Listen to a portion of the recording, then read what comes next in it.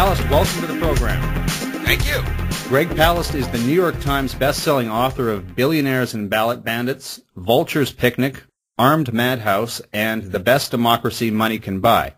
Greg Palast is also a freelance investigative journalist for the BBC. He's written for Rolling Stone, The Observer, and most recently Vice magazine. Greg, as an investigative journalist, much of your work is reliant on informants, squealers, whistleblowers, canaries, finks, and tattletales. Snitches. Snitches. Yeah. I was trying to be a little bit more delicate. Under proposed Senate Bill 987, the Free Flow of Information Act, your sources are protected. However, as Dianne Feinstein puts it, a 17-year-old blogger would not have the same privilege. Greg, by your definition, who is and who isn't a real journalist? Well, if they work for an American newspaper, they're definitely not real. they're definitely just phantom hucksters for the corporations that fund their programs, including the Petroleum Broadcast System and the National Petroleum Radio, our so-called public systems. Actually, there aren't any real journalists in America, unless they go into exile, like Glenn Greenwald, who had to go to Brazil and write for The Guardian so he could bust the NSA story. Yeah, no, I mean, look, Obama ran on the platform that, we need whistleblowers to keep government honest, and I will protect them. So ask Private Manning about the protections for outing unbelievable evils. It never endangered anyone, but endangered lots of corporate profits. In fact, his material actually saved lives. No one's really brought that out. And Snowden, same thing. But I don't see where the protection is. It's all bullshit. But who is and who isn't a real journalist? She kind of makes a point. A 17-year-old blogger who knows very little about the world, has not been to journalism school. Do they have the same clout as a professional journalist? Anyone who's gone to journalism school is no fucking journalist, period. Okay, they teach you how to rewrite press releases and repeat the official words. If you go to journalism school, they train you to be a repeater, not a reporter. Look at the crap that they have in the Washington Post. Whatever the message is today of the White House, and you don't get any information. Glenn Greenwald did not go to journalism school. I certainly didn't. I don't know any journalist worth a shit that went to a fucking journalism school. When I had BBC, I never met. In fact, in Britain, you have the best reporting in the English language out of Britain.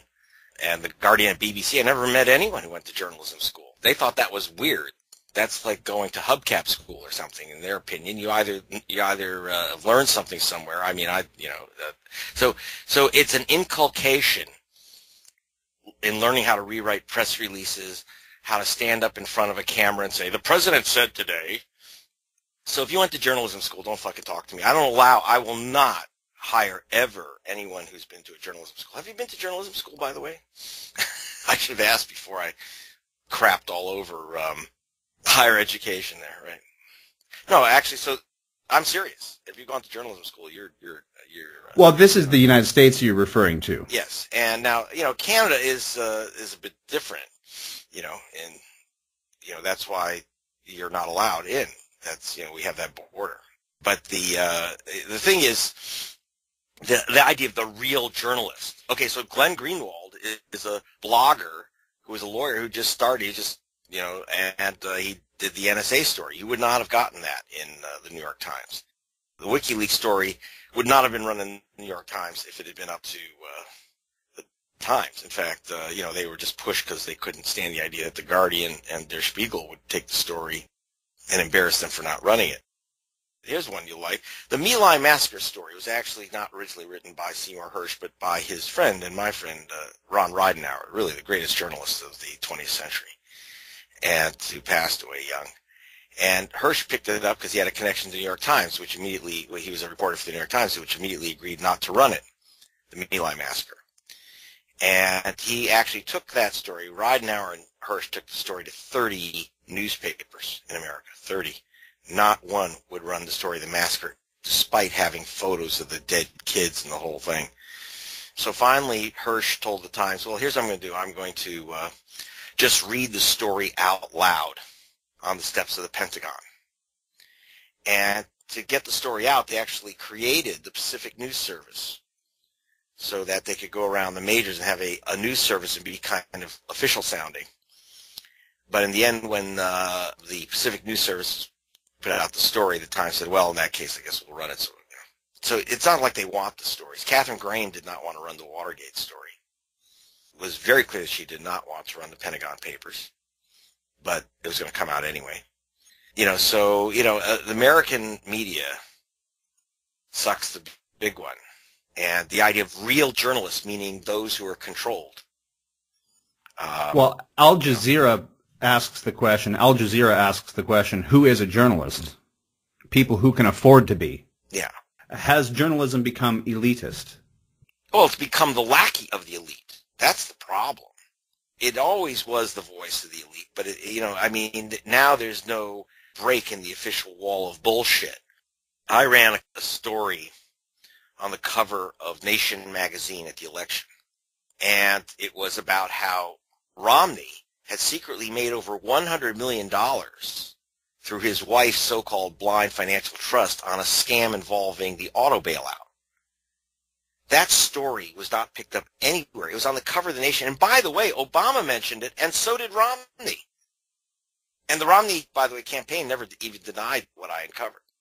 So you couldn't have a more on-the-money story, target story. Here's the election. The auto bailout was a big issue.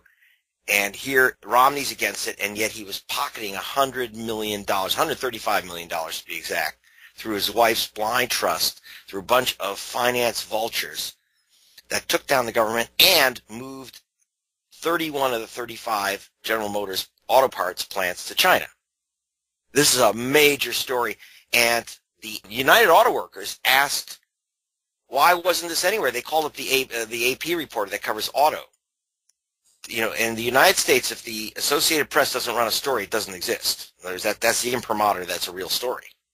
And there's no such thing independent stories coming out. So the AP reporter said he got a call from his Washington office saying, don't touch the story, can't touch the story, it's completely fabricated, forget it. Now, he didn't call me to say, is it fabricated, where's the evidence?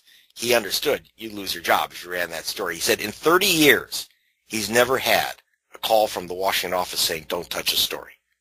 In 30 years, because it touched the elite. So when you say it is an elite business, no, it is the mouthpiece of the elite. So, you're talking about the Izvestia and Pravda. When you're talking about the New York Times, it's the Izvestia, and the Washington Post is the Pravda of the 1%. These are the bitches of the ruling class. Ironically, Russia Today is one of the most credible outfits out there. Yes, and I really like Abby Martin's outfits. You ever see her 4-inch platform? I find that very credible. The truth is that, in fact, Abby Martin will let me tell that story, and she'll put that on the air. Give me the evidence, Max Kaiser, other people, and certainly Tom Hartman. These are good people. I'm giving plugs to your competitors, I suppose, but screw you.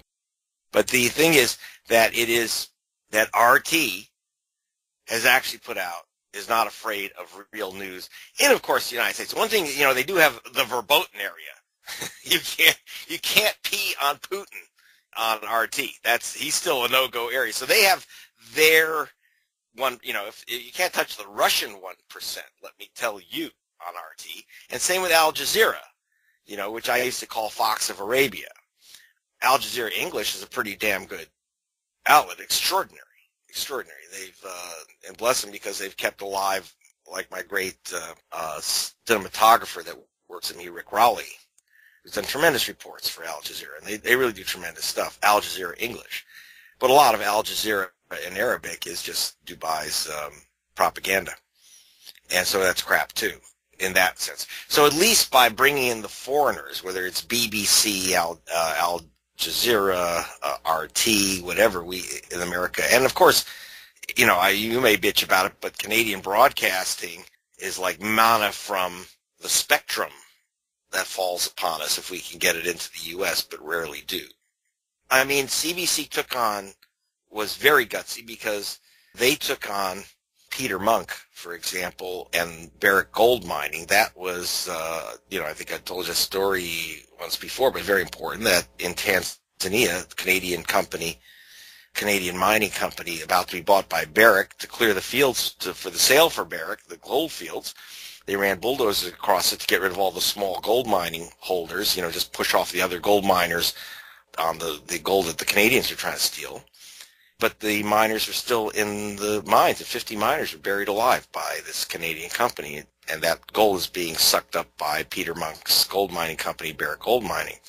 It's reading, what's his name, Michael Ignatius, who is the Peter Monk professor at the University of Toronto, which just makes me puke. They just ought to call it the gold blood professorship. But this is, the reason I bring this up is that CBC, despite threats of lawsuits, ran the story. You did have the Globe and Mail back out. They actually sent a reporter who covered the story who was told, get off the story now. Wasn't allowed to. He didn't say the story was bullshit. He was told to get off the story because Peter Monk had put pressure on the Globe and Mail. But this is a public news outfit. The average Canadian puts 2 cents per day into the CBC. It doesn't have the corporatocracy element that CNN and MSNBC do. Or the petroleum broadcast system. CBC and BBC are owned by the subscribers. That is owned by the public. And not owned by the government. People, Americans misunderstand that. CBC is and just like BBC, is owned by the listeners. It makes a big difference. Whereas the petroleum broadcast system is owned by, they call them the sponsors, the funders. In my book, Vulture's Picnic, I actually show a picture of the PBS, which is supposed to be our public broadcast system, PBS NewsHour, and has a big Chevron logo on it. And the coverage is like a Chevron commercial. They're actually worse than NBC or ABC because the guys who do commercials, the commercial stations actually tend to have an awareness of the separation of the money and the editorial, even though they know what lines not to cross.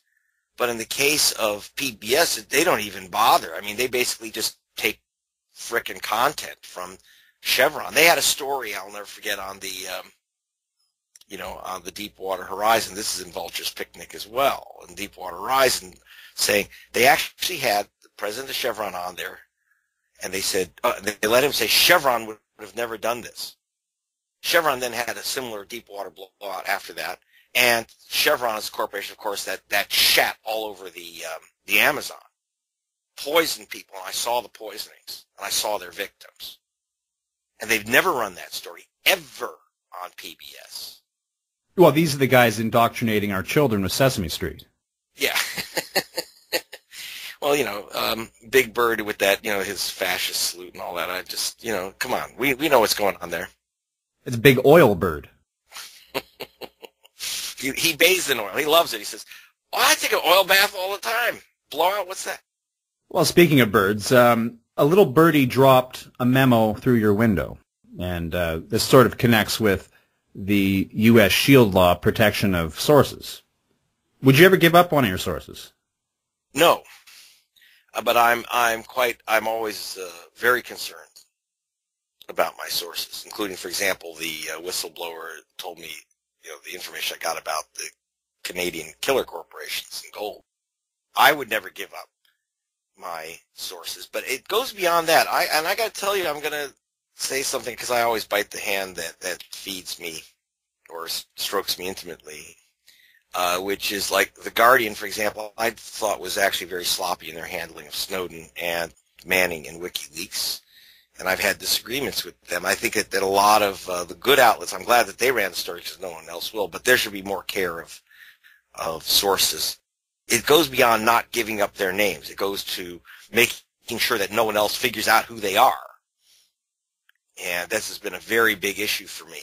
I go away, and I'm saying this for a good reason. If anyone's listening and you've got a document marked confidential, eyes only, etc., and you think the public should see it, send it to gregpalast.com. Go to where it says Contact Greg and say you've got something for me. You'll get information. We'll come up with a way to contact you where, believe me, we do our best to shield people because I don't trust anyone.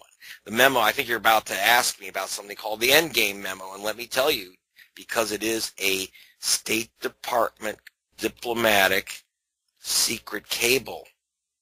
It falls in the same exact category as WikiLeaks, and therefore as the WikiLeaks documents, which are State Department cables. So technically, it's espionage. It's another espionage situation. And technically, I could be charged, and certainly my source could be charged with releasing that information. But therefore, I go way out of my way to protect people, and I wish journalists would do more of that. The problem with the U.S. journalists is that they don't do it at all. U.S. journalists will not take inside information for the most part. They just won't even take it.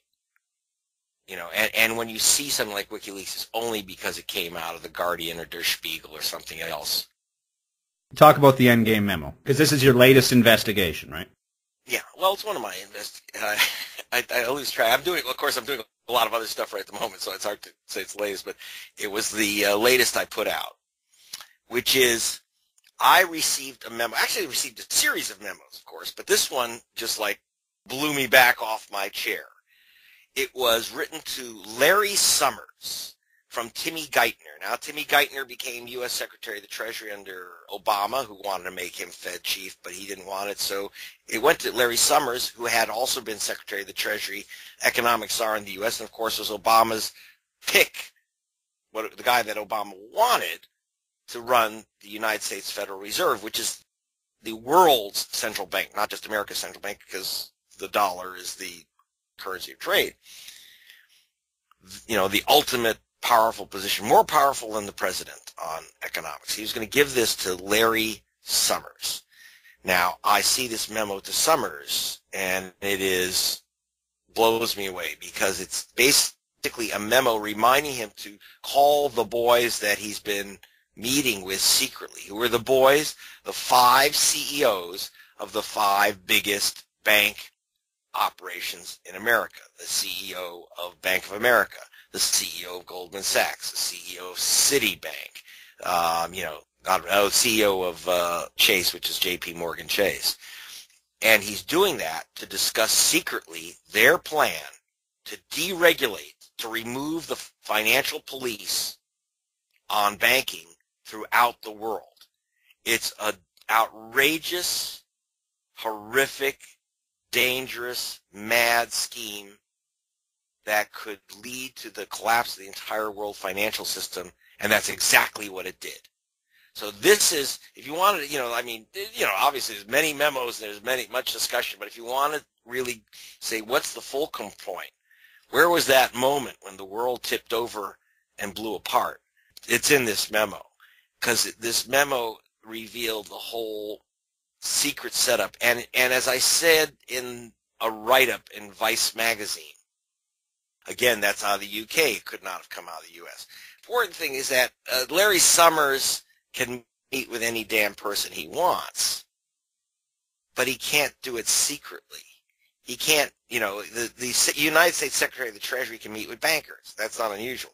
What he can't do is have secret meetings to discuss the secret diplomatic operations of the government, to get information that's worth billions to these guys, on which they made millions, insider information, and keep these meetings secret and their contents secret. This is a conspiracy nuts dream. The conspiracy nuts all thought that the world blew up because the U.S. Treasury big dogs and the heads of the big banks, Bank of America, Goldman, Citi, etc., all got together and had secret meetings to rip apart the financial system of the planet so they could swallow it. And that's exactly what happened. It's a total, whatever weird conspiracy theories you had, you're right. And the thing is about this memo, just so you know what the particulars were. This memo, by the way, is dated 1997. It goes back to when Robert Rubin, as U.S. Secretary of the Treasury, he had been CEO of Goldman Sachs, became U.S. Secretary of the Treasury under Clinton, with Larry Summers as his deputy and Timmy Geithner as Summers' deputy, drew up the schemes to deregulate the banking industry in the U.S. That is, allow commercial banks with insured deposits, where you're piggy bank kind of banks, where you just keep your savings, and replace bank vaults with roulette wheels. Allow them to gamble on these new things called derivatives, naked derivatives trading, which used to be, allow that type of trading, which used to be illegal. Banks could not trade, basically do naked gambling. The term is naked derivatives. And they could, it was illegal. So they deregulated the banks, but they also understood you can't deregulate the U.S. banking system unless you deregulate the world's banking system. For many reasons. Number one, smart money will get the hell out of the United States and go to where it's safe. That's number one. Number two, as Larry Summers wrote in an infamous memo, not uncovered by me, that the third world doesn't accept enough toxic waste. Now, people thought he was talking about chemical waste, and that may be true. But he really meant toxic assets. When this crap, when these derivatives and these gambles go bad, where are you going to dump the stuff? Who are you going to stick with the trillions of dollars in losses? You have to dump it on the third world and the rest of the world. So the only way to pull this off was to deregulate all the banking systems of the entire planet in 156 nations at one time. Now, that ain't so easy to do, but so how did they do it? Because they did it. The banking throughout the world was deregulated. How? They came with the brilliant idea of doing it through the trade agreements, WTO. So they sent Geithner. They made it temporarily. Geithner was made a temporary ambassador to the WTO. He goes there, rewrites what's called a financial services agreement, which says if you want, and so what they did was they told every nation in the world, you want to trade with the United States, which is the biggest market on the planet. And some nations would literally implode if they couldn't trade with the United States, be an embargo, okay? You want to trade with the United States. You want to sell us your goods. You have to accept our bads. You have to accept our derivatives and junk. You must deregulate your financial markets. That's the law. Every nation but one knuckled under. Every nation but one knuckled under. And when I say but one, Brazil refused. Lula of Brazil, who was president of Brazil, the leftist president, said no way. And he was threatened. I actually got another memo from the European Union, Peter Mandelson. If you know that, the guy known as the Dark Prince wrote a memo basically saying, well, we're going to just cut off Brazil by its bananas. And, no trade with Brazil if they don't agree to deregulate their finance markets. And by the way, and of course, when the world economy collapsed, as the financial system did implode, it was only Brazil was the only nation in our entire hemisphere that grew and prospered during the financial crisis because they weren't part of it. And of course, by the way, what happened was exactly what Rubin and the others feared. The money went to Brazil. Smart money went to Brazil. Trillions of dollars of investment went to Brazil because that was where it was safe. So in other words, even, the most vicious New York bankers know that if you want to have your money safe, you hand it to a Marxist. Socialist Workers Party. That's the only safe place, safe hands. You want to keep your capitalism alive? Elect someone from the Socialist Workers Party.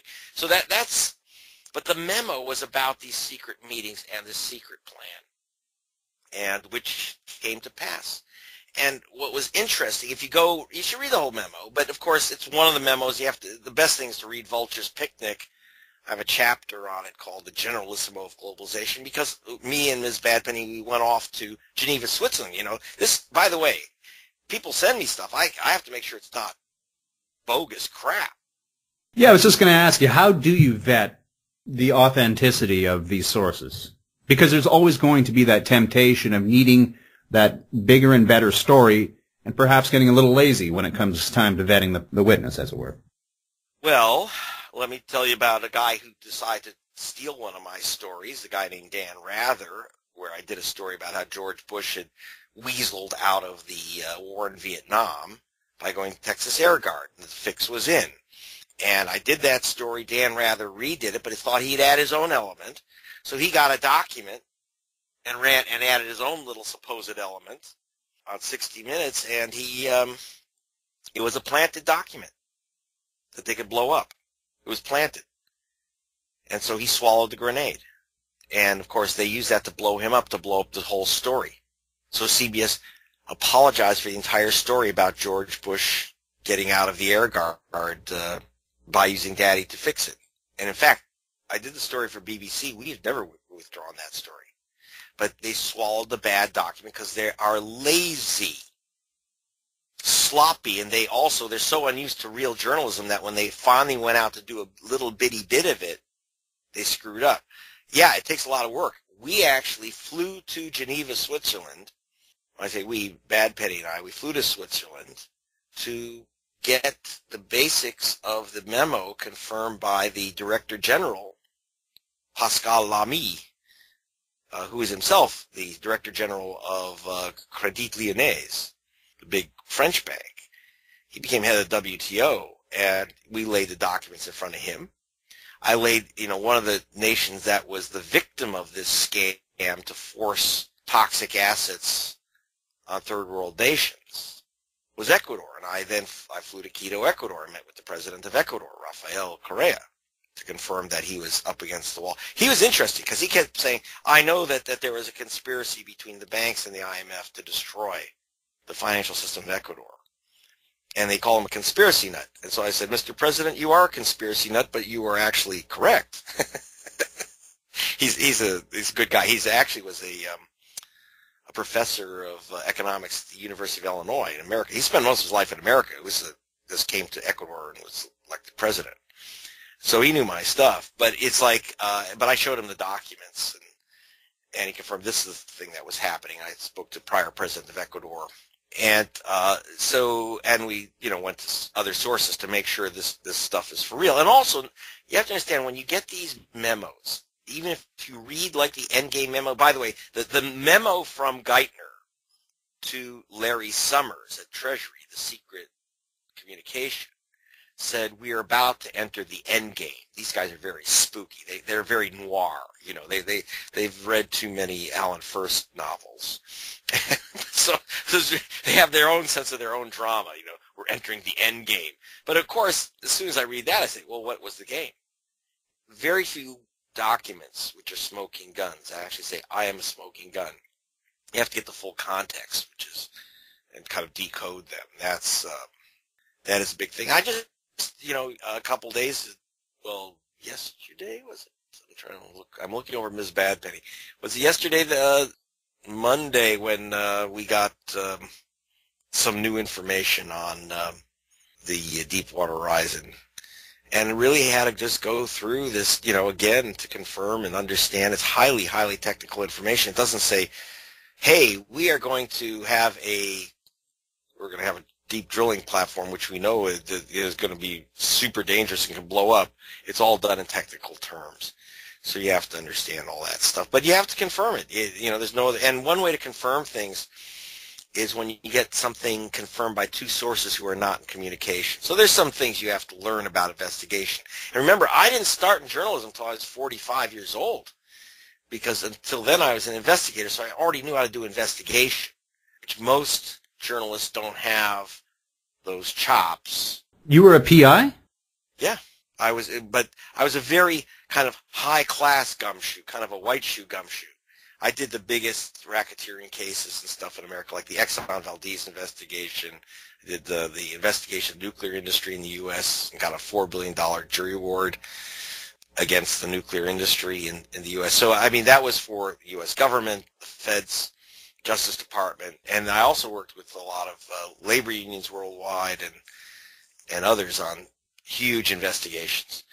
Which, by the way, I was used to something else that you don't do in American journalism, or it's almost hard to do with any journalism, which is that I was used to investigations that could take a year or two. You can't do that, and there are no outlets that will fund that. BBC is amazing, and so is The Guardian, because they would let me work on something for a month. I mean, you work for CNN, you better turn in that story in 2 hours, not in 2 months.